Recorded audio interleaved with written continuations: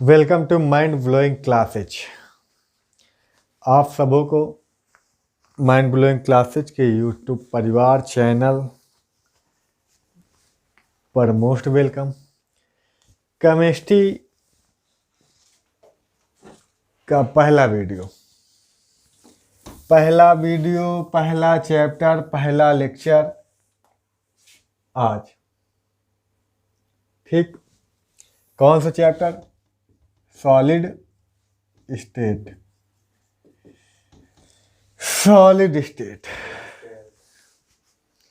अब चैप्टर के नामे से पता चल गया होगा किस क्लास का है। क्लास 12th का।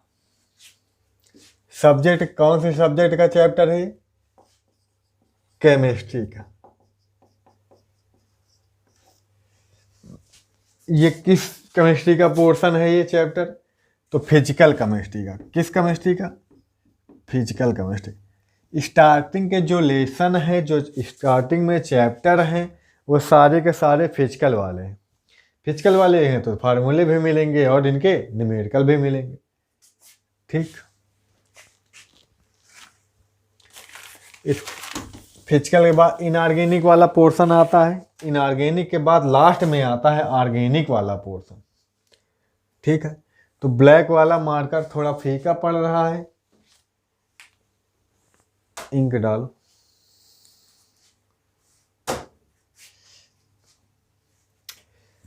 तो सबसे पहले तो ये जान लेते हैं सॉलिड स्टेट होती क्या है। सॉलिड स्टेट, मेरी कोशिश रहेगी मैं हिंदी मीडियम इंग्लिश मीडियम दोनों स्टूडेंट के लेके चलूं। ठीक है, यहाँ पे मैं कोई आपके प्रॉपर नोट्स नहीं तैयार करूँ, आपको मोटा मोटा आइडिया दूंगा।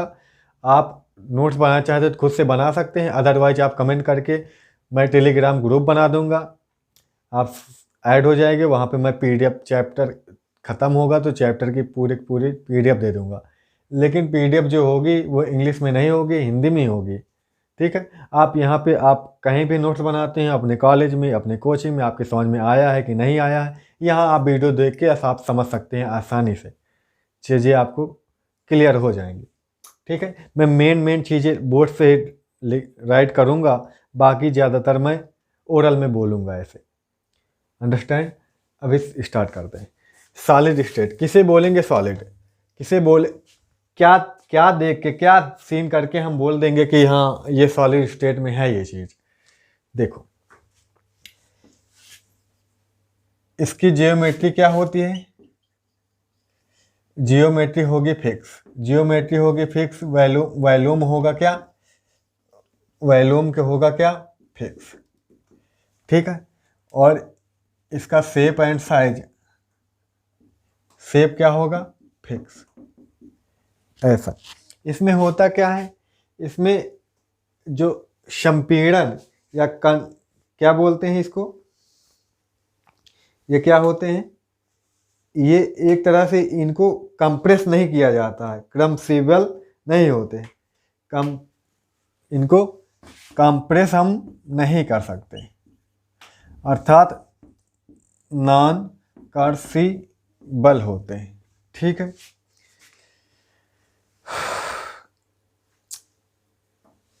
कहने का मतलब है ये। और इनका इस हीट देने पर इनका एक्सपेंशन भी नहीं होता है, बिल्कुल नामात्र होता है। बात समझे? मतलब इन्हें हम फोर्स दे के या प्रेशर दे के इन्हें हम कंप्रेस भी नहीं कर सकते, अर्थात नॉन कंप्रेसिबल होते हैं। और इन्हें हम एक्सपेंस भी, या फिर इनको फैला भी नहीं सकते। इनमें हीट दे के क्या नहीं कर सकते? इनमें प्रसार नहीं कर सकते। क्या नहीं कर सकते? प्रसार नहीं कर सकते। कहा समझे? छोटी क्लासों में पढ़ा होगा इनकी ज्यामिति, इनकी क्या होती है? आकृति फिक्स होती है, इनका आयतन फिक्स हो, ठोसों का आयतन फिक्स होता है, आकार फिक्स होता है, मतलब निश्चित होता है। ज्योमेट्री मतलब ज्यामिति इनकी क्या होती है? निश्चित होती है। ठीक है, हालांकि ज्यामिति वाला फैक्टर अभी यहाँ पे ठोसों के जब टाइप देखेंगे तो वहाँ पे एक की ज्योमेट्री फिक्स होगी, एक की नहीं होगी, तो वहाँ पे ये ज़्यादा क्लियर होगा। यहाँ पे अभी इसको मत समझो, बस इतना जानो जो ठोस होंगे वो कंप्रेस बहुत कम होते हैं और एक्सपेंशन में उनमें नामात्र होता है, एक्सपेंशन भी उनमें नहीं होता है, प्रसार जिसे बोलते हैं। क्योंकि जब हीट देते हो तो चीज़ें क्या होती हैं, जो उनके आइटम होते हैं, जो उनको उनके कंपोनेंट्स होते हैं वो क्या होते हैं, थोड़ा थोड़ा दूर रखते हैं।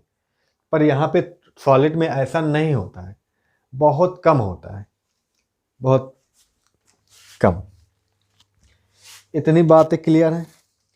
अब आते हैं, यही होती है सॉलिड स्टेट। अगर ऐसा दिख रहा है तो वो कैसी, वो मैटर की कौन सी स्टेट होगी, सॉलिड स्टेट। अब बात करते हैं सॉलिड स्टेट टू टाइप के। सॉलिड स्टेट कितने टाइप के, टू टाइप के,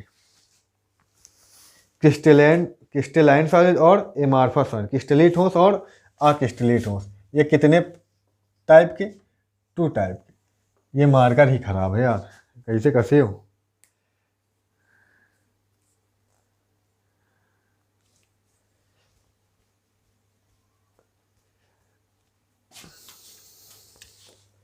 कितने टाइप के होते हैं, टू टाइप के।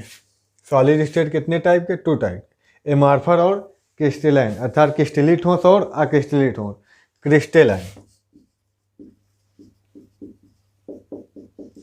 क्रिस्टलाइन और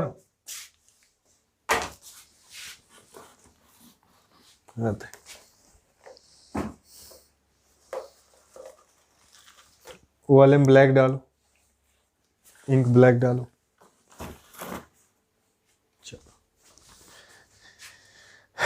क्रिस्टलाइन सॉलिड और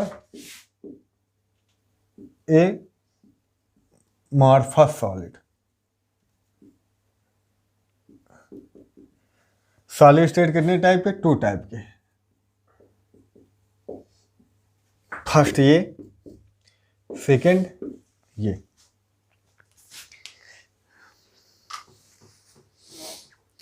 क्रिस्टलाइन सॉलिड और एमार्फस सॉलिड। अब क्रिस्टलाइन कौन से होते हैं और एमार्फस कौन से होते हैं, तो ये देख लेते हैं। जो भी सॉलिड होंगे वो सॉलिड में जो कंपोनेंट्स होंगे, जो उनके कॉन्स्टिट्यूएंट्स पार्टिकल होंगे, वो ये तो एटम होंगे या आयन होंगे या फिर मॉलिक्यूल होंगे। ठीक है, परमाणु होगा या अणु होगा या फिर आयन होगा। इन्हीं के जितने भी सॉलिड होंगे इन्हीं के होंगे। ठीक है, या तो परमाणुओं के बने होंगे या तो आयनों के बने होंगे या फिर अणुओं के बने होंगे। ठीक है, ये किसके बेस पे टू कैटेगरीज में बांट देते हैं, तो इनके आइटम, आयन या मॉलिक्यूल के अरेंजमेंट के हिसाब से, इनके अरेंजमेंट या फिर इनके रेंज के हिसाब से इन्हें हम बांट देते हैं। क्रिस्टलाइन की बात करें तो यह क्या होते हैं, ज़्यादातर मोस्टली जो सॉलिड होते हैं क्रिस्टलाइन सॉलिड ही होते हैं। मोस्टली जो भी सॉलिड होते हैं क्रिस्टलाइन सॉलिड होते हैं। जैसे कि कैल्शियम ग्रेफाइड है, डायमंड है, जैसे कि नॉन मेटल बहुत सारे हैं, कॉपर है, सिल्वर है, मेटल है बहुत सारी, सोडियम है, क्लोराइड है, सोडियम क्लोराइड है बहुत सारे। हाँ, सॉल्ट भी आ जाते हैं, ये सभी सारे, जैसे हमारी आइस बर्फ़ है, सॉल्ट है। ठीक है, ये सभी क्या आ जाते हैं, ये सभी के सभी आ जाते हैं क्रिस्टलाइन सॉलिड में। ठीक, क्रिस्टलाइन सॉलिड जैसे कि इनका ऑर्डर और इंटरनल स्ट्रक्चर इनके क्या होती है, एक ऑर्डर में होती है। इनकी स्ट्रक्चर क्या होती है, एक ऑर्डर में होती है। उनकी स्ट्रक्चर कोई ऑर्डर में नहीं होती है। ठीक है, और आप बात करें तो जो इनके कॉन्स्टिट्यूएंट पार्टिकल हैं, परमाणु, आयन या इन्हीं, ये किस में होते हैं, डायमेंशन, एक नियमित डायमेंशन, एक रेगुलर रेंज में अरेंज होते हैं। ये क्या होते हैं, रेगुलर रेंज में अरेंज। जैसे कि ये पार्टिकल है, ये पार्टिकल है, ये पार्टिकल है, ऐसे एक रेंज में अरेंज होंगे, ऐसे ये रेंज में अरेंज होंगे। ठीक है, फिर ये ऐसे रेंज में आ गए। ठीक है, एक देख रहे हो आप, जो इनके कॉन्स्टिट्यूएंट पार्टिकल हैं वो एक रेंज में चल रहे हैं। किस में चल रहे हैं, रेंज में चल रहे हैं। हे, इतना ना करो, छोड़ो, निकल नहीं रही का, हाँ, काय चाप रहे हो, इतना ना डालो महाराज, टपके लगी बाहर। अब ये एमार्फस वाले क्या होते हैं, ये कोई रेंज में नहीं होते। जैसे कि यहाँ पे इनके ऐसे गया, ऐसे गया, ऐसे गया, फिर कहो यहाँ से स्टार्ट हो जाए, यहाँ से फिर शायद यहाँ से आए, फिर यहाँ से आ जाए। ऐसे कोई इनरेगुलर रेंज होती है, इनको कोई इनरेगुलर रेंज होती है। ठीक है, और क्या बात करें हम, इनकी लॉन्ग रेंज होगी पार्टिकल्स की, तो इनकी शॉर्ट रेंज होंगी।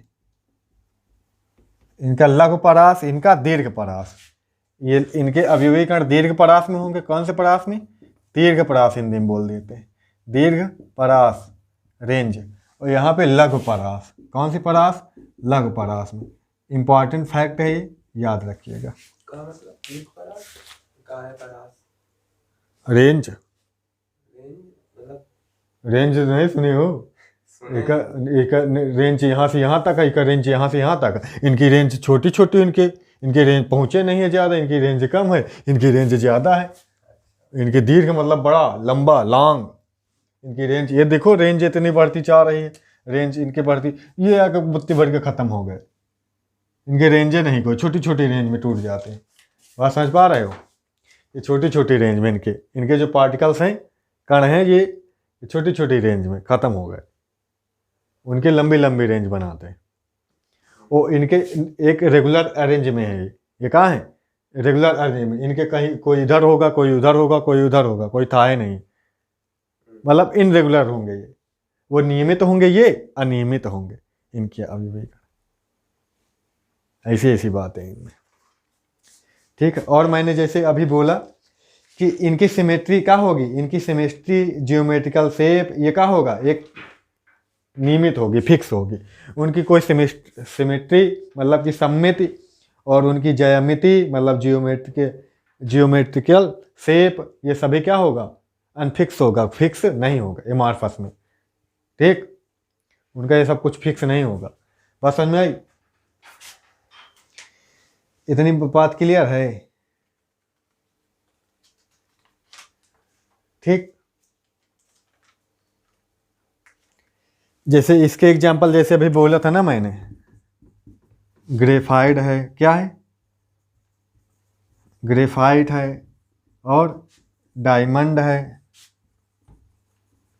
और क्या बोला था मैंने, बताओ? Cu है, Ag है, सोडियम है, कॉपर है, जिंक है। ये सारे के सारे मेटल भी होते आते हैं, बहुत सारे नॉन मेटल में आ जाते हैं ये। और बहुत सारे सॉल्ट भी होते हैं, जैसे NaCl, KCl, ठीक है, CsCl, और क्या है, और ZnCl2 भी बोल सकते हैं, ये भी बोल सकते हैं। इसमें क्या आ जाता है? इसमें ग्लास, जैसे कि कांच, इसमें ग्लास आ जाता है आपका। अच्छा, रबर आ जाता है। क्या आ जाता है? रबर आ जाता है। और क्या आ जाता है? प्लास्टिक आ जाता है। क्या आ जाता है? प्लास्टिक आ जाता है। ठीक है, वैक्स, मोम जो होते हैं वो आ जाते हैं। ठीक, ये सब इसके एग्जाम्पल है। बात समझ में आई? वो इम्पोर्टेंट है, बता रहे। ठीक, और जैसे कि एक है होता है सिलिका, SiO, सिलिका का ऑक्साइड जो होता है, सिलिका का ऑक्साइड, ठीक है, ये अगर सॉलिड में होता तो इसको क्रिस्टलाइन सॉलिड बोला जाता है।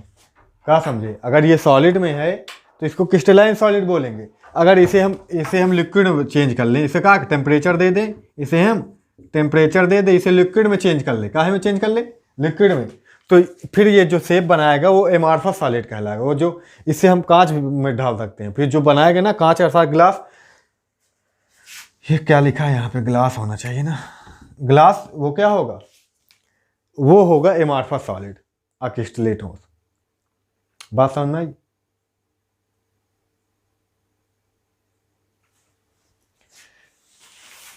बात करते हैं शीतलन वर्ग की। शीतलन मतलब कि सुपर कोल्ड, उसकी बात कर लेते हैं। यहाँ पे क्रिस्टलाइन सॉलिड था, क्रिस्टलाइन सॉलिड। ठीक, बात कर लेते हैं काहे की? शीतलन वर्ग के। दोनों में अंतर है, दोनों में शीतलन वर्ग है। एक का ऐसे प्राप्त होता है, एक का देखो, एक का ऐसे प्राप्त होगा, ऐसे देखो, ऐसे, सॉरी बन नहीं पाया। एक का ऐसे प्राप्त होता है, एक का ऐसे, और एक का कैसे प्राप्त होता है, एक का कैसे प्राप्त होता है, ऐसे देखो, है ना, ऐसे प्राप्त होता है। मतलब कि यहाँ पे देखो, यहाँ पे टाइम है और यहाँ पे क्या है, यहाँ पे क्या है, टेम्परेचर है। यहाँ पे क्या है, टेम्परेचर है, और यहाँ भी टेम्परेचर होगा इसमें, और यहाँ पे क्या होगा, टाइम होगा। यहाँ पे क्या होगा, टाइम होगा। यहाँ भी टाइम होगा, क्या होगा, टाइम होगा। मतलब कहने का है टाइम की वैल्यू क्या लिख दो, टाइम की वैल्यू चाहे ना लिखो, कोई मतलब नहीं, इसे समझ में आ जाएगा। ठीक है, जैसे यहाँ पे देखो, जैसे जैसे पहले तो क्या था, पहले पहले पहले क्या था, पहले एक टाइम पे क्या था, नीचे धीरे धीरे धीरे धीरे क्या हो रहा था, धीरे धीरे धीरे धीरे डिक्रीज हो रहा था, घट रहा था टेम्परेचर के हिसाब से। समय समय फिक्स है, समय फिक्स है। मान लो इतने पे ही रुका है, इतने पे ही रुका है ना, इतने पे है, ये टाइम इतना फिक्स है, ये टाइम क्या है, फिक्स है। इसका क्या हो रहा है ग्राफ, टेम्परेचर क्या हो रहा है, नीचे आ रहा है, टेम्परेचर क्या हो रहा है, नीचे आ रहा है। और जैसे अब धीरे धीरे एक टेम्परेचर नीचे आने के बाद धीरे धीरे धीरे धीरे धीरे धीरे क्या हो रहा है, समय के साथ साथ टेम्परेचर एकदम नीचे चला जा रहा है, नीचे चला जा रहा है। लेकिन बाद में क्या हो रहा है, टेम्परेचर रुक गया समय के साथ साथ, उधर टेम्परेचर कुछ ना कुछ तो टेम्परेचर आएगा ही बाद में। मतलब एकदम स्लोप, इसका कर्व कैसा आ रहा है, एकदम स्लोप आ रहा है। इसका कर्व देखो, इसका कर्व देखो, टाइम के साथ साथ पहले क्या हो रहा है, डिक्रीज हो रहा है, घट रहा बराबर, फिर क्या हो रहा है, फिर स्थिर हो रहा है, फिर देखो यहाँ पे कांस्टेंट हो गया, क्या हो गया, नियत हो गया ना, यहाँ पे टाइम के साथ साथ क्या हो गया, कांस्टेंट हो गया। फिर अचानक से फिर समय टाइम के अकॉर्डिंग फिर नीचे धीरे धीरे घटने लगा। मतलब यहाँ पे बीच में क्या हो जाता है, इसको बोलते हैं हिंदी में क्या बोलते हैं, शीतलन वृक्क ना, लेकिन इसको इंग्लिश में बोलते हैं super cold curve, super cold curve या सुपर कोल्डेड कर्व बोलते हैं। ठीक है, यानी कूलिंग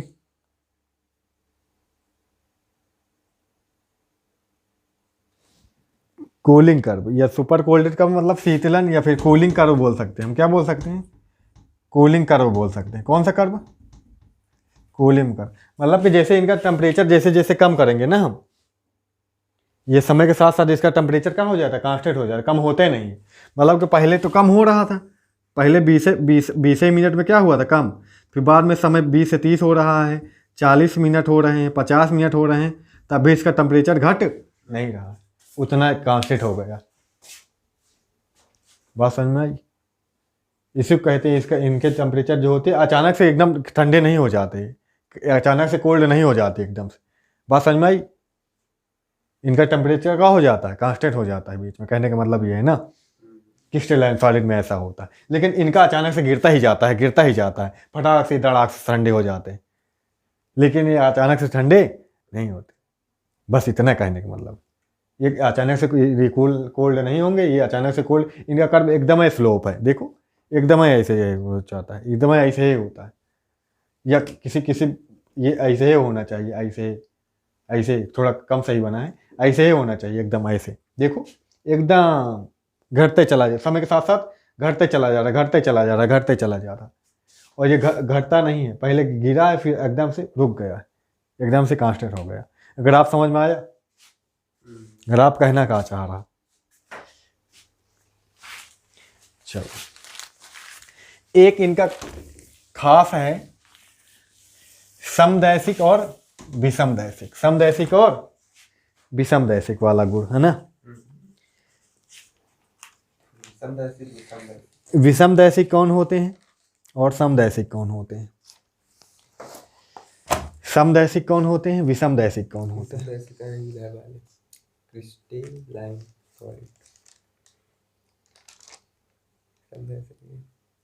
ये ग्राफ, ये देखो सुपर कोल्ड लिक्विड कहा जाता है, अतिशीतित द्रव। हाँ, ये वाला फैक्ट जान लेते हैं फिर सब खत्म करते हैं। ये क्या होते हैं, विषमदैशिक प्रकृति के होते हैं। कौन से, क्रिस्टलाइन वाले। कौन से, क्रिस्टलाइन वाले, ठीक है, वो क्या होते हैं, समदैशिक प्रकार के। सम मतलब समान, इनके सभी के सभी डायरेक्शन में क्या होंगे, जैसे कि इनके डायरेक्शन में क्या होंगे, इनके अवयवीकरण है, जैसे ये है, फिर ये है, फिर ये है, फिर ये है, फिर ये है, फिर ये है, ये है, ये है, ये है, ये है, ये है, ये है, ये है, ये है, ये है, ऐसे अवयवीकरण है। यहाँ पे ये है, ये है, ये है, ये है, ये है। यहाँ पे एक लाइन ले ले, क्या ले ले, एक लाइन ले ले, देखो, या फिर ये लाइन यहाँ से नहीं जाएगी, यहाँ से चली जाएगी, ठीक। तो क्या दिख रहा है, एक ये वाला पार्टिकल आएगा, तो दूसरा वाला आएगा, फिर दूसरा वाला आएगा, फिर दूसरा वाला, मतलब लगातार दोनों नहीं आएंगे।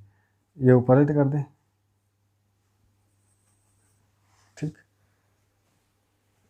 या फिर ये नीचे आएगा तो ये यहाँ पे आ जाएगा, ये आया, फिर ये आया है, फिर ये आया, फिर ये आया। कहने का मतलब है इनके जो फिजिकल प्रॉपर्टीज हैं, फिजिकल प्रॉपर्टी मतलब कि इनके क्या, फिजिकल भौतिक गुण, इनके भौतिक गुण, जैसे कि इनका क्या होगा, मेल्टिंग पॉइंट, बॉइलिंग पॉइंट, अपवर्तनांक, ये सब, ये क्या होते हैं, ये अलग अलग दिशाओं में क्या होते हैं, अलग अलग दिशाओं में अलग अलग होते हैं, अलग अलग दिशाओं में अलग अलग होते हैं, मतलब भिन्न भिन्न। विषम मतलब क्या होता है, हेटेरो, हेटेरो, हेटेरो बोलेंगे ना, क्या बोलेंगे इंग्लिश में, विषम मतलब हेटेरो, ठीक है।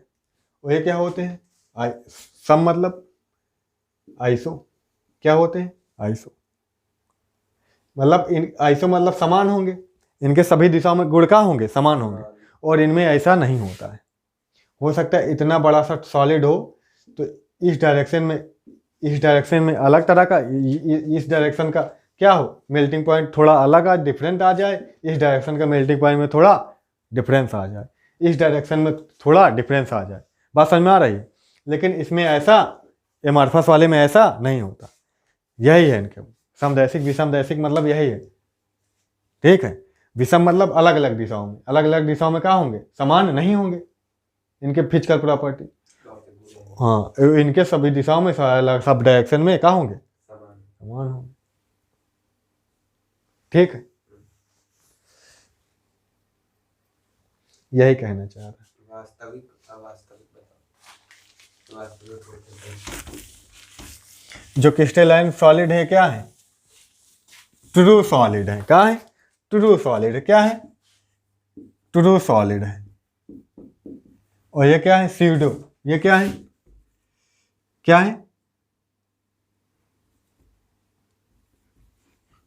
स्यूडो, स्यूडो मतलब कि आभासी, ये क्या बोलते हैं, वास्तविक। ये आभासी ठोस है, या फिर झूठे वाले, और ये फिर सही वाले।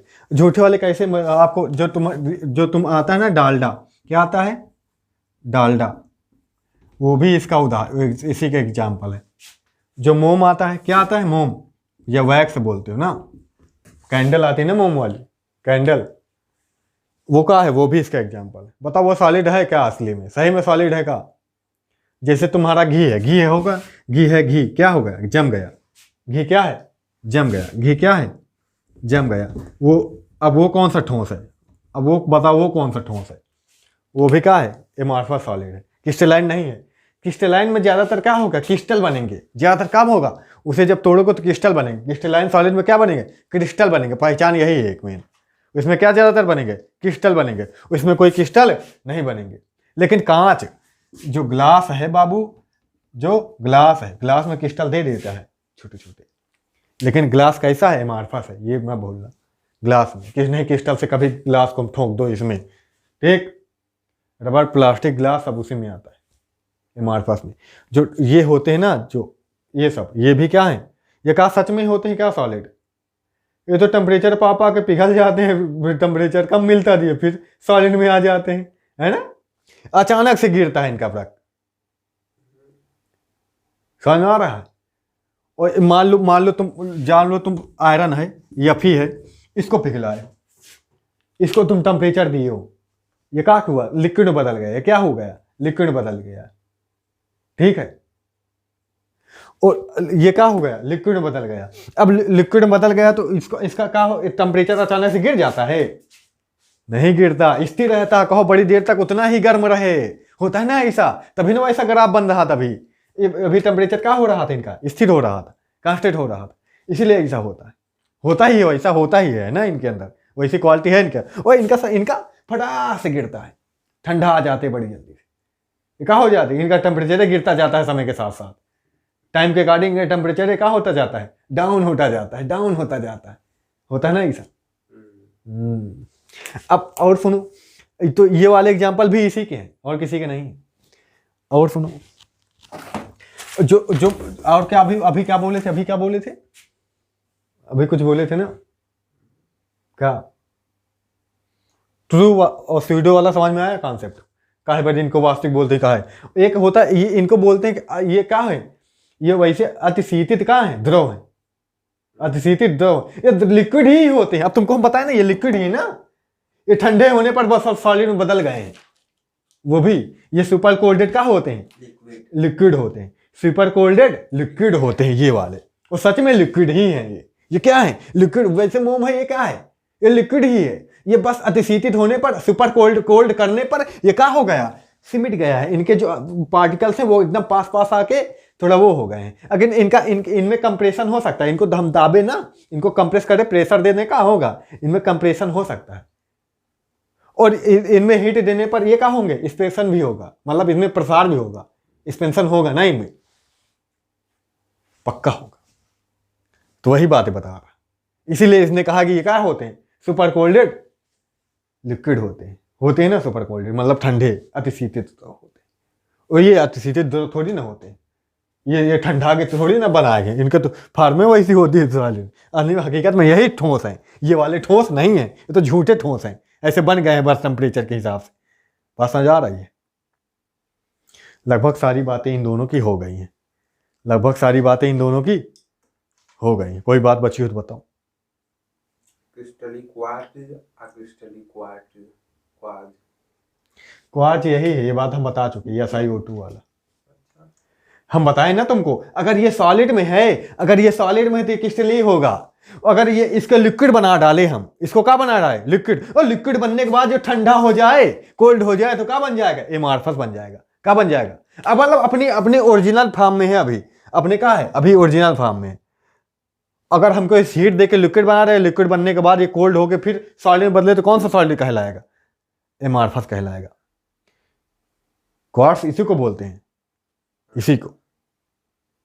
पहले ठोस रही अगर बात का, फिर ठोस। हाँ, पहले मतलब सॉलिड है तो पहले सॉलिड है, क्रिस्टलाइन सॉलिड, असली वाला सॉलिड है, ट्रू वाला सॉलिड। और साला इसमें टेम्परेचर आ गया, मतलब टेम्परेचर होने के बाद ये लिक्विड बन गया, लिक्विड होने के बाद अगर ये सुपर कोल्ड किया जा रहा है, सुपर कोल्डेड लिक्विड हो जाएगा ना फिर, तो इसमें बदल जाएगा एमार्फस वाले में। कहने का मतलब ये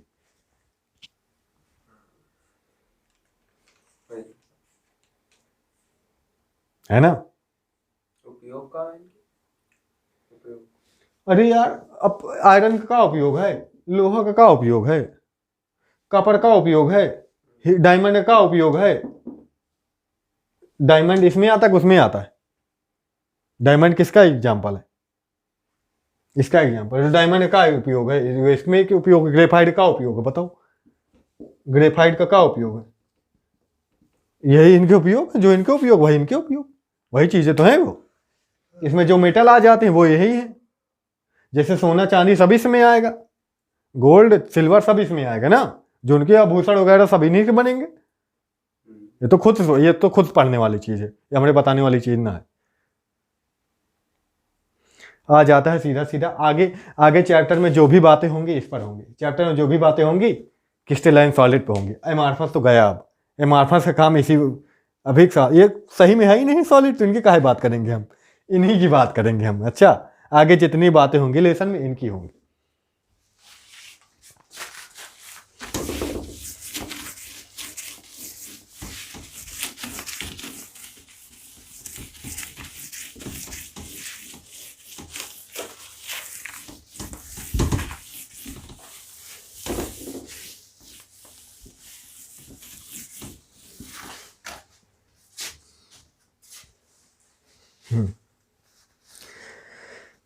क्लासिफिकेशन इनका 4 टाइप के होते हैं। क्रिस्टलाइन सॉलिड कितने टाइप?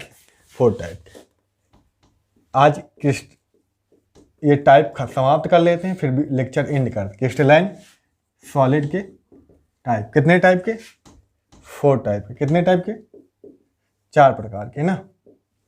कौन कौन से? पहला, दूसरा, तीसरा, चौथा। पहला कौन सा? आयनिक वाला होगा ना। आयनिक है कि कौन सा तुम्हारे में लिखा? आणविक लिखा का? आणविक अर्थात मालिक्यूलर ठोस, मालिक्यूलर सॉलिड। दूसरा कौन सा लिखे हो? आयनिक वाला लिखो कि कोवेलेंट वाला लिखो? हाँ, आयनिक वाला लिखो। आयनिक वाला, आयनिक सॉलिड। अगला कौन सा लिखे हो? अच्छा, मेटेलिक, मेटेलिक ठोस। ठीक, अगला कौन सा है? यानी को वैलेंट सॉलिड। सहसंयोजक है धात्विक ठोस, आयनिक ठोस और आणविक ठोस और सहसंयोजक ठोस। इसे नेटवर्क ठोस भी बोलते हैं, इसे नेटवर्क ठोस भी बोलते हैं। अब काहे बोलते हैं वो समझ आ जाएगा। इसे नेटवर्क सॉलिड भी बोलेंगे। नाम नोट करो फटाफट। एक एक के बारे में पहले वाला उड़ाते हैं ना। चलो आ जाओ।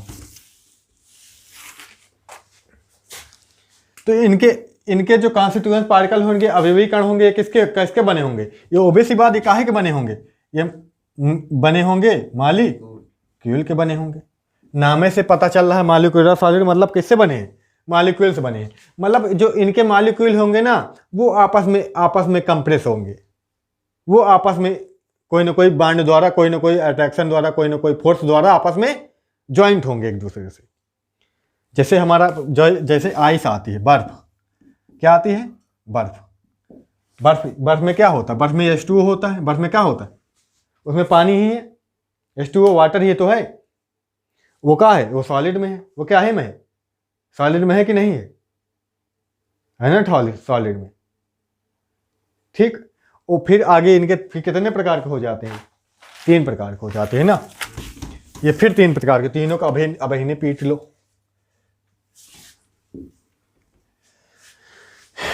एक पोलर,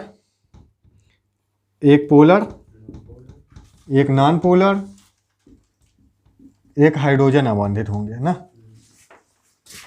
एक hydrogen bonded. Okay right, hydrogen bonded होंगे। अच्छा, 3 टाइप के पोलर वाले। अब जब आपने अगर वो वाली बांड पढ़ी है, आपने कोवेलेंट बांड पढ़ी है, कौन सी बांड? कोवेलेंट बांड, तो वहां से ये क्लियर हो जाएगा। हाइड्रोजन बांड पढ़ी तो हाइड्रोजन बॉन्डेड वाला क्लियर हो जाएगा। अगर कोवेलेंट बांड पढ़े, कोवेलेंट बांड 2 तरह के होती है, पोलर एक, नॉन पोलर। एक ध्रुवीय सहसंयोजक आबंध, एक अध्रुवीय सहसंयोजक आबंध। तो वही वाले वहां इसके एग्जाम्पल क्या होंगे? N2H2 है ना, O2, ये एग्जाम्पल होंगे इनके। मतलब क्या है? अगर ये तो गैस होती है, ये क्या होती है? गैस। ये द्रव में बदल जा सके, द्रव में बदल जाएगा, सॉलिड में बदली जा सकती है। ठीक है। अगर हाइड्रोजन अगर सॉलिड मिल जाए तो क्या होगी? सब नॉन पोलर सॉलिड होंगे। ठीक है। नॉन पोलर कोवेलेंट सॉलिड, अध्रुवीय सहसंयोजक ठोस, ध्रुवीय सहसंयोजक ठोस, हाइड्रोजन आबंधित सहसंयोजक ठोस। पूरे नाम इनके ये बनेंगे। अच्छा, ठीक। अब पोलर में पोलर बॉन्ड कौन कौन सी जिनकी इलेक्ट्रोनेगेटिविटी क्या होती है? अलग अलग होती है। जैसे कि H2O, इसमें क्या आ जाएगा? H2O है ना, H2O इसमें आ जाएगा। यही में तो पोलैरिटी जनरेट होती है। अलग अलग इलेक्ट्रोनेगेटिविटी। हाइड्रोजन की इलेक्ट्रोनेगेटिविटी विद्युत ट्रांसफर का है कम, ऑक्सीजन ज़्यादा है, ये इलेक्ट्रॉन को अपनी तरफ ज़्यादा खींचेगा। इस पर पार्सली का आ जाएगा, इस पर नेगेटिव चार्ज, इस पर पार्सली आंशिक रूप से पॉजिटिव चार्ज। ये आंशिक के लिए ऐसे दिखाते हैं दिल से। बस यही ना है, इनमें थोड़ी ना कोई पोलैरिटी जनरेट हो, इसलिए अध्रुवीय होंगे। और ये हाइड्रोजन आबंधित होंगे। जैसे कि इसके एग्जाम्पल कौन कौन से, हाइड्रोजन आबंध के बनता किसमें है, इसके लिए हाइड्रोजन होना चाहिए, नाइट्रोजन होना चाहिए और फ्लोरीन होना चाहिए और ऑक्सीजन। सही पूछे तो H2O इसमें भी एग्जाम्पल बन जाएगा और HF इसमें एग्जाम्पल बन जाएगा, है ना, HF एग्जाम्पल बन जाएगा, ये इसमें एग्जाम्पल हो जाएंगे। अमोनिया किसमें एग्जाम्पल बनेगा, अमोनिया भी इसमें एग्जाम्पल बन जाएगा, है ना। अमोनिया का इसमें भी बन सकता है, पोलैरिटी तो उसमें भी जनरेट होती है, हाइड्रोजन अबंध अमोनिया इसमें भी बन सकता है, एग्जाम्पल देखो देखा जाए तो बन सकता है ना, ठीक ठीक ना। अब देखो यहाँ पे, अब इनके बांड के हिसाब से तुम समझ लेना इनमें किसका मेल्टिंग बॉइलिंग पॉइंट ज़्यादा होगा, किसका कम होगा। देखो ये आपस में जुड़ेंगे, ये आपस में नहीं जुड़ेंगे, तो इनको तोड़ना, इनको गलाना, इनको उड़ाना आसान है, इनको बॉयल करना, इनको मेल्ट करना क्या है, आसान है। इनकी काफ़ी कम होगी और इनमें टक्कर होगी तो कौन सा ज़्यादा, पोलर वाला ज़्यादा मजबूत होगा तो ये वाला ज़्यादा मजबूत होगा।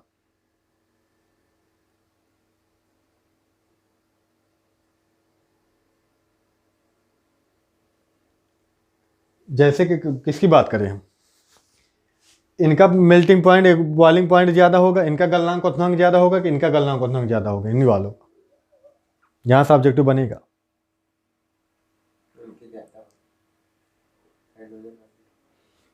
एक तो ये आपस में जुड़े हैं, फिर हाइड्रोजन बांड भी बना रहे हैं, तो इनका ज़्यादा होगा, इनका सबसे ज़्यादा होगा, इनकी अपेक्षा क्या होगा, इनके रेदर इनका कम होगा, इनका सबसे कम होगा, ठीक है। गलनांक क्वथनांक की बात करते हैं, ठीक है। जो एक्सटेंशन लिखें, अपवाद लिखें, ये क्या है, कमरे के ताप पर, आयोडीन कमरे के ताप पर क्या होता है, रूम टेम्परेचर पर आयोडीन क्या होता है, सॉलिड है आयोडीन। और जैसे निम्न ताप पर H2O2 N2 Cl2 I2 CO2 ये सभी क्या हैं, आदि, ये सभी क्या हैं, ये सभी सॉलिड है, क्या है, रूम टेम्परेचर, मतलब सॉलिड। ये रूम टेम्परेचर जैसे बर्फ है तो रूम टेम्परेचर भी सॉलिड रह सकती है, मतलब कहने मतलब रूम टेम्परेचर भी ये सॉलिड हो सकते हैं, ठीक है।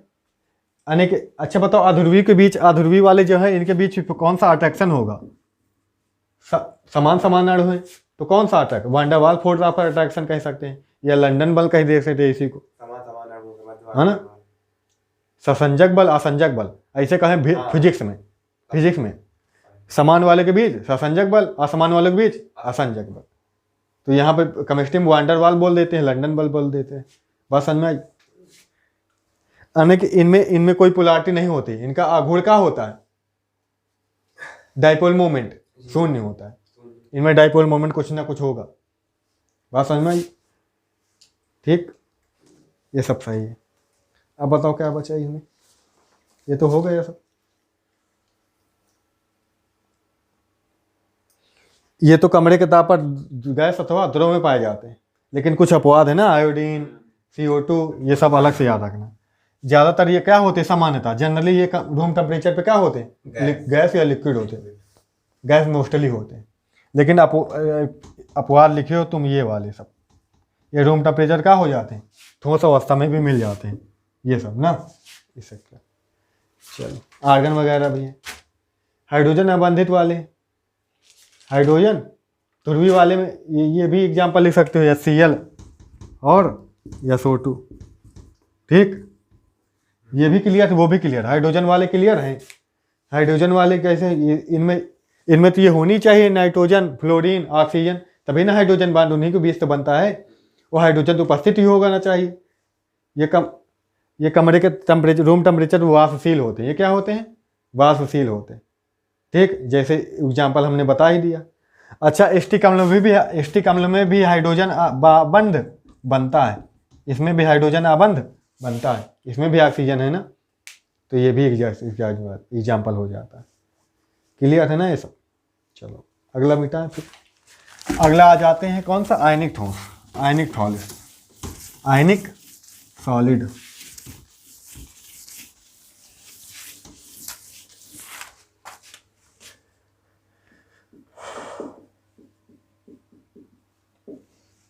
आयनिक सॉलिड, तो इन काहे से बने होंगे? आयन। आयन से बने होंगे। ये काहे इनके कहाँ से पार्टिकल कहाँ होंगे? आयन होंगे।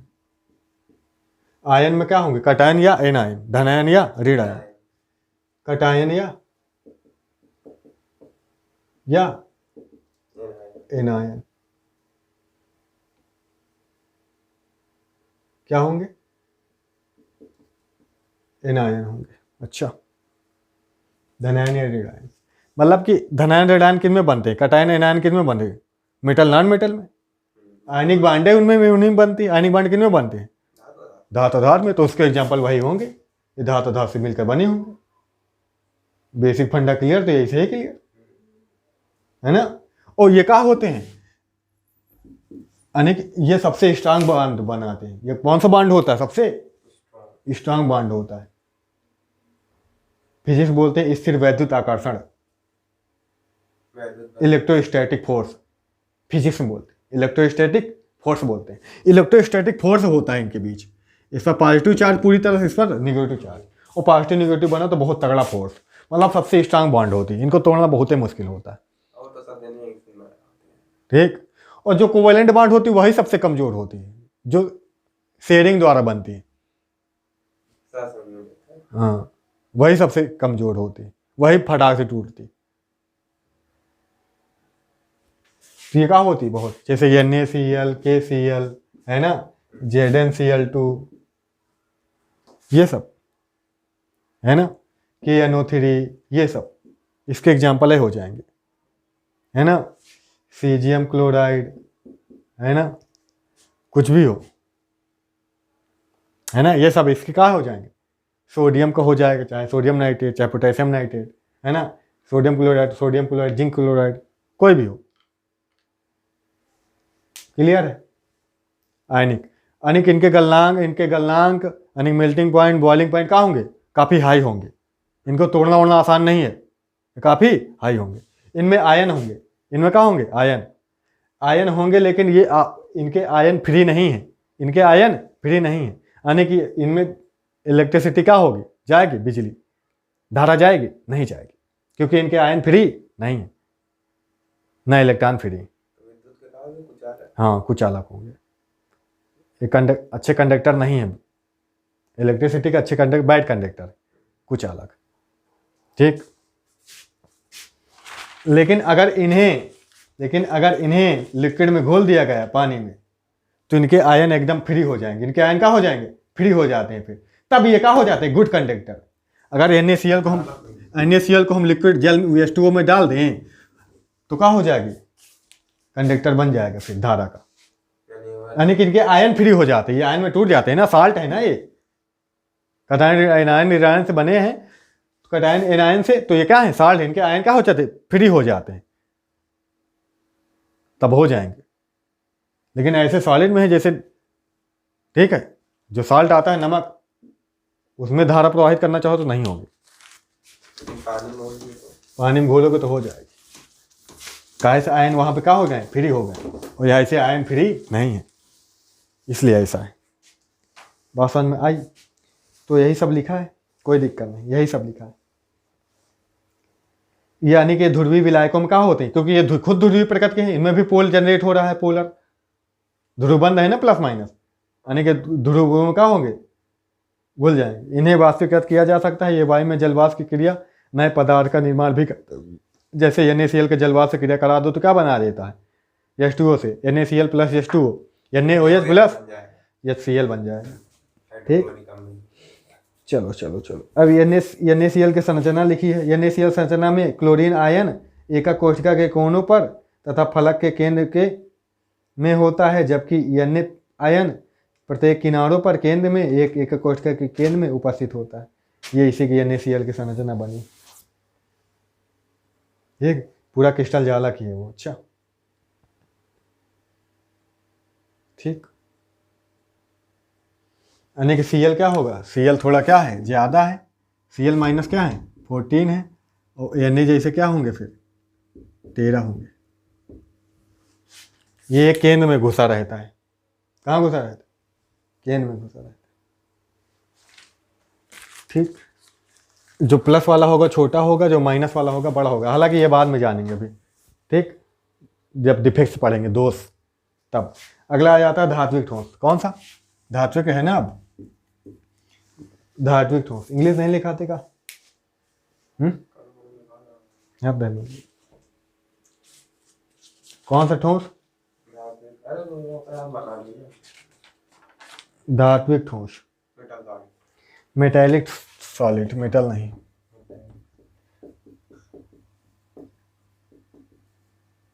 Metallic solid. तो ये मेटल से बने होंगे, इनमें क्या होंगे? मेटल से बने होंगे। ये काहे से बने होंगे? मेटल। मान लो ये मेटल है, ये मेटल है, ये मेटल है, ये मेटल है, ये मेटल है, ये मेटल है, ये सब क्या है? मेटल है। ऐसे बने होंगे। अब यहाँ पे मेटल में इलेक्ट्रॉन, मेटल क्या करती है? इलेक्ट्रॉन डोनेट करती है। मेटल क्या करते हैं? इलेक्ट्रॉन। इनके इलेक्ट्रॉन फ्री होंगे, इनके इलेक्ट्रॉन क्या होंगे? फ्री होंगे। इनके इलेक्ट्रॉन क्या होंगे? फ्री होंगे। इनके इलेक्ट्रॉन क्या होंगे? फ्री होंगे। बात समझ पा रहे हो? ये इनके इलेक्ट्रॉन है जो क्या है? फ्री है। मेटल्स बने ना ये। इसके इलेक्ट्रॉन उसके पास, उसके इलेक्ट्रॉन उसके पास, पॉजिटिव चार्ज जनरेट होते रहता है, इलेक्ट्रॉन घूमते रहते हैं। तभी ना जितने मेटल होते हैं उनमें इलेक्ट्रिसिटी बह सकती है। कैसे? इलेक्ट्रॉन फ्री होते हैं, इलेक्ट्रॉन यहाँ से वहाँ जा सकते हैं, तभी इनमें धारा बह सकती है, इलेक्ट्रिसिटी पास हो सकती है इनसे।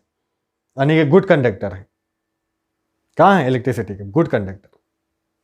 इलेक्ट्रॉन के विपरीत दिशा में बहाते ना। हाँ, फिजिक्स की चीज़ें हैं, लेकिन इतना जानू कहाँ है। और इनमें का धात्विक बांड होता है। कौन सा बांड? धातु धातु के बीच धात्विक बांड। मतलब ये भी चार्ज द्वारा आपस में बंधे रहते हैं।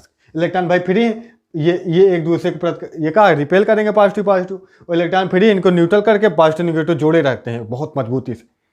ये भी भगता नहीं, कोई आइटम भग के नहीं जाएगा यहाँ से, बहुत तेजी से जुड़े होते हैं आपस में स्ट्रांग फोर्स के साथ। इंटरमॉलिक्यूलर फोर्स जो होगा काफी स्ट्रांग होगा इनके बीच में।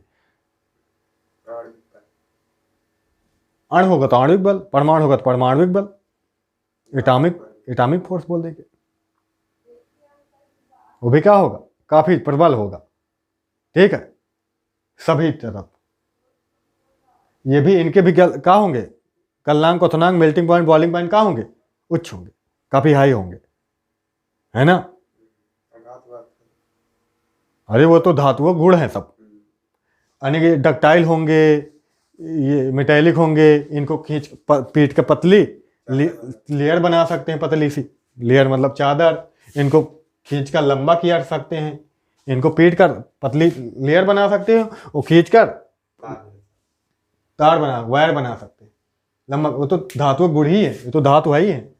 इसके धातु जितने धातु हैं वो सब इसका उदाहरण है। या Fe ले लो, Ag ले लो, Au ले लो, है ना, जिंक ले लो, कापर ले लो, ये सब क्या है? इसके जिंक हालांकि वो थोड़ी सॉफ्ट होती है, इसको मत लो, जिंक थोड़ी सॉफ्ट हो जाती है, उसको खींचना उचना थोड़ा मुश्किल हो जाता है। अब मरकरी भी धातु, मरकरी लोगे का इसमें? मरकरी कहाँ लिक्विड होती है, वो कहाँ खींचोगे तुम? वो कहाँ होती है? लिक्विड होती है, लेकिन काफ़ी डेंस होती है मरकरी भी। चलो छोड़ो, ये हो गया। अच्छा, अगला आ जाता है कौन? सहसंयोजी भी बचा है, चौथा। सहसंयोजी का एग्जाम्पल क्या आ जाते हैं? ग्रेफाइट और हीरा, ग्रेफाइट और हीरा। सिलिकॉन कार्बाइड भी उसका होता है ना। सल्फर भी जो होता है, या सेट कोवैलेंट सॉलिड, सहसंयोजक सॉलिड, या नेटवर्क, क्या नेटवर्क सॉलिड। देखो इनमें ये क्या हो गए? नॉन मेटल से। सहसंयोजक कार्बन किन में बनता है? कोवैलेंट बॉन्ड, नॉन मेटल अधात अधात के बीच। ठीक, अधात। इसके एग्जाम्पल क्या क्या होंगे? जैसे ग्रेफाइट भी कार्बन क्या है? उसी से कार्बन का ही बना है। हीरा है जो है डायमंड, वो भी क्या है? कार्बन से ही बना है। बात समझ पा रहे हो? ठीक, मतलब कार्बन उनमें बांड बनाए रहते हैं, कार्बन ही उनमें बांड बनाए रहते हैं। एक अपवाद है, ये ज्यादातर क्या होते हैं? ये इलेक्ट्रिसिटी के लिए एक बैड कंडक्टर होते हैं, लेकिन ग्रेफाइट में इलेक्ट्रिसिटी पास होती है, क्योंकि जो कार्बन होता है ना वो चारों चारों वैलेंसी कंप्लीट नहीं करता, उसमें इलेक्ट्रॉन फ्री रह जाते हैं, उसमें इलेक्ट्रॉन फ्री रह जाते हैं, इसलिए उसमें इलेक्ट्रिसिटी पास हो जाती है। किसमें? ग्रेफाइट में। जो पेंसिल के नोक होते हैं वो ग्रेफाइट की ही होती है। बात समझ पा रहे हो? ठीक। इनके भी उनकी अपेक्षा थोड़ा सा इनके गलनांक उतना क्या होंगे? कम होंगे। किनकी अपेक्षा? आयनिक और किसकी अपेक्षा? धात्विक की अपेक्षा। उनके अपेक्षा इनके गलनांक उतना कम होते। ये विद्युत धारा क्या होते हैं? कुछ अलग होते हैं, ग्रेफाइट को छोड़कर। ग्रेफाइट में जा सकते हैं, पास हो सकते हैं। नेटवर्क क्या मतलब पूरी जाल नुमा बना लेते हैं ना, कार्बन कार्बन जुड़ते चले जाएंगे, कार्बन कार्बन जुड़ते चले जाएंगे, कार्बन कार्बन जुड़ते चले जाएंगे। यहाँ जुड़ेगा, ये यहाँ से जुड़ जाएगा, यहाँ से जुड़ जाएगा, यहाँ से जुड़ जाएगा। लो, हाँ, इधर मिल गया, ये मिल गया, ये मिल गया, ले। ये कार्बन कार्बन जुड़ते चले जाएंगे, ले। मतलब ऐसे जुड़ते चले जाएंगे। हीरे हीरे संरचना देखोगे ऐसे ही मिलेगी तुमको, इधर से उधर, उधर उधर, जहाँ जहाँ जोड़े वो सब कहाँ हैं? कार्बने हैं, वो सभी कहाँ हैं? कार्बन। इसकी एक वैलेंसी फिर खाली, फिर कार्बन से लेव कार्बन, लेव कार्बन। समझ आ रही बात भैया? लेव कार्बन, लेव कार्बन, लेव कार्बन, लेव कार्बन, ऐसे ही जुड़ते चले जाएंगे ना भैया, ऐसे ही जुड़ते चले जाएंगे ना। देखो, ऐसे ही जुड़ते चले जाएंगे। हीरा वगैरह ऐसे संरचना बन जाती। ठीक, जोड़ते जाओ, जोड़ते जाओ। समझ पा रहे हो? सिलिकॉन, इसका एक जो एग्जाम्पल हो जाता है सल्फर भी, सल्फर या सेट कोवेलेंट का एग्जाम्पल है। ठीक है, सल्फर वाला।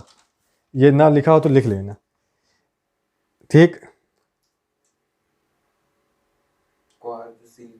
सिलिकॉन कार्बाइड, हाँ वो भी है। एल्युमिनियम नाइट्राइड भी दिया है क्या? एल्युमिनियम नाइट्राइड भी इसका एग्जाम्पल है। हीरा ग्रेफाइट, क्वार्ट्स, सिलिकॉन कार्बाइड और एल्युमिनियम का नाइट्राइड, ये सब इसके एग्जाम्पल है। ग्रेफाइट तो है ही है, ग्रेफाइट तो है ही, हाँ ग्रेफाइट तो है ही है, और डायमंड तो है ही है। ठीक, ये सब समझ आया? 10:30 हो गए, वीडियो काफ़ी लंबा जा रहा है। चलो, इतना क्लियर हो ना बस। ठीक है, आज के आगे कल रखते हैं ना, आगे अभी बहुत कुछ है। चलो ठीक, मिलते हैं अगली वीडियो में। वीडियो पसंद आई हो तो लाइक शेयर कमेंट करना मत भूलिएगा। क्लास कैसे लगी बताना मत भूलिएगा। वीडियो को अपने दोस्तों के साथ शेयर कीजिएगा, मिस्टेक कोई डाउट बचेगा नहीं, सारे क्लियर करते चलेंगे ऐसे। ठीक है, आप नोट्स कहीं से भी बनाते रहिए, समझना है मेरे पास आके समझिएगा, बेहतर रहेगा। ठीक है, हालांकि मेन सारी बातें सारी मैं बोलता हूँ अपने मुंह से, पर सारी बातें बोर्ड पे लिख नहीं सकता। लिखने बैठूंगा एक एक बार ना तो लिखता ही रहूँगा ना। तो आशा करते हैं आप समझेंगे। थैंक यू सो मच, मिलते हैं अगली वीडियो में। Thanks a lot.